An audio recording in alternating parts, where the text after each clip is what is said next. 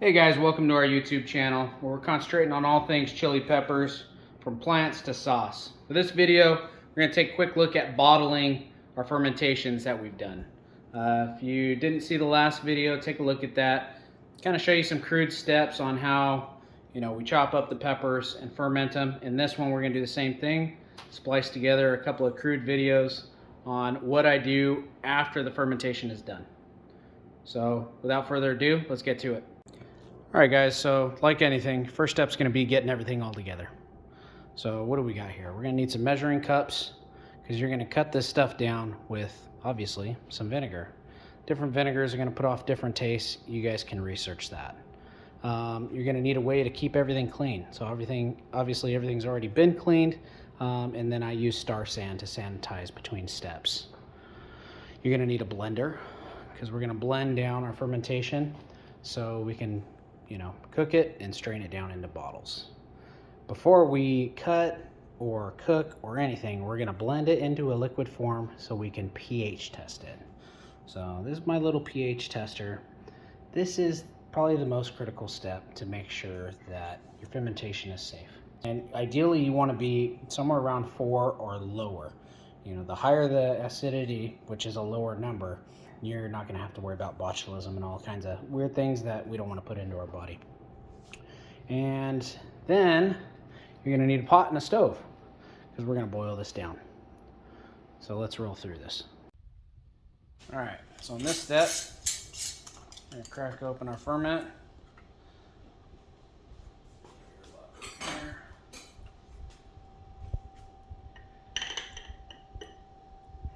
Right. Smell.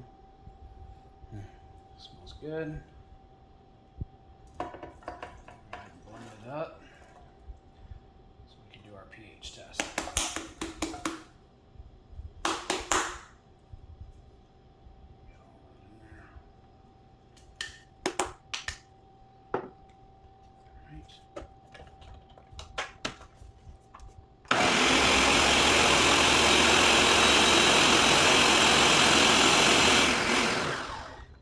Blend before we do our cut.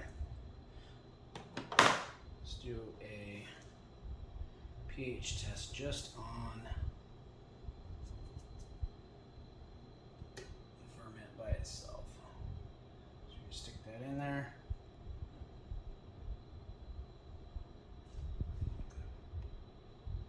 And a couple of spots.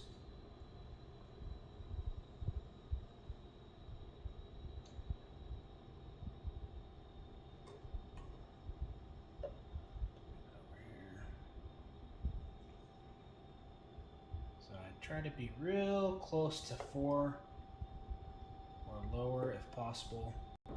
Alright guys, so I missed the cut, but essentially my pH was good.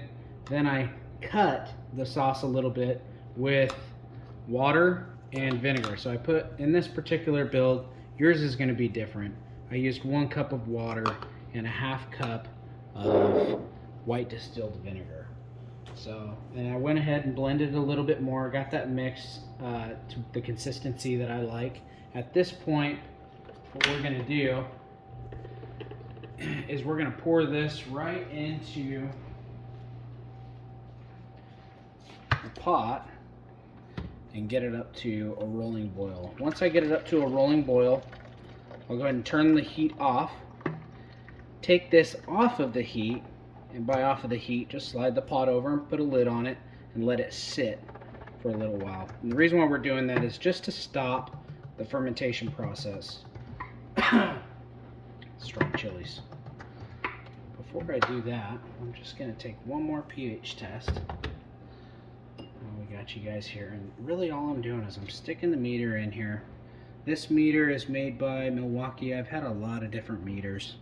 They all work essentially the same. Just kind of stir it up in there, let it sit for a second. 3.8, 3.9.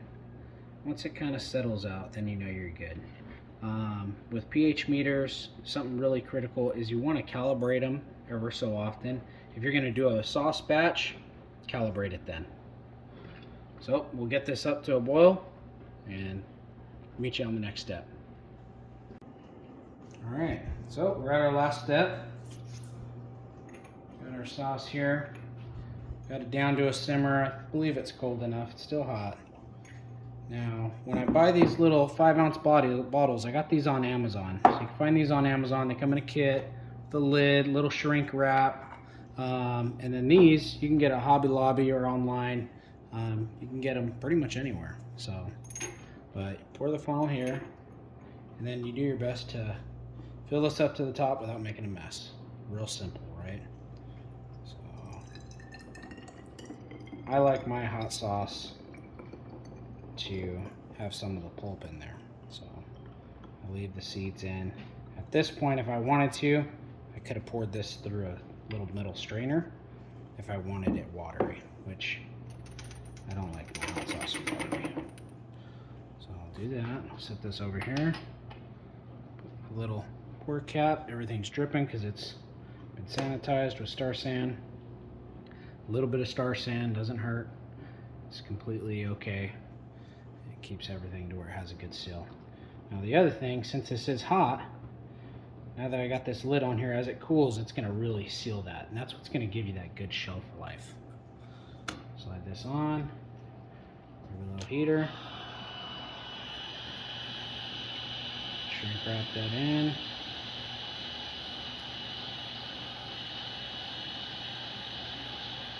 And that, folks, is it. Get your little label. Put your label on there. Bring it to the guys at work. Give it to the family. Christmas is around the corner. Merry Christmas, kids.